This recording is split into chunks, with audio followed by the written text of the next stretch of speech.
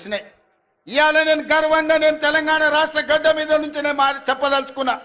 మొదటి సంవత్సరం ఈ దేశానికి స్వతంత్రం వచ్చినప్పటి నుంచి ఈనాటి వరకు 75 సంవత్సరాలలో ఈ దేశంలో ఏ రాష్ట్రంలో ఏ ముఖ్యమంత్రి ఏ ప్రభుత్వం మొదటి సంవత్సరంలో 55,143 ఉద్యోగాలు ఇచ్చిన రాష్ట్ర ప్రభుత్వమే లేదు.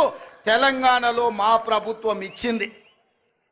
లెక్కగట్టి మరీ చెప్తా. అసెంబ్లీలో చంద్రశేఖరరావు గారు శాఖల వారీగా అది వ్యవసాయ శాఖనా, అది లేకపోతే ఆర్ఎండ్బి శాఖనా, లేకపోతే పంచాయతీరాజ్ శాఖనా, సాగునీటి పారుదల శాఖనా, మున్సిపల్ శాఖనా, లేకపోతే ఏ శాఖలో పోలీస్ శాఖలనా, మెడికల్ అండ్ హెల్త్ డిపార్ట్మెంటా, శాఖల వారీగా ఇచ్చిన ఉద్యోగాలు ప్రతి ఉద్యోగి పేరు 55,143 ఉద్యోగాలు మేము తెలంగాణలో ఇచ్చిన మొదటి సంవత్సరంలో నేను గర్వంగా ఈ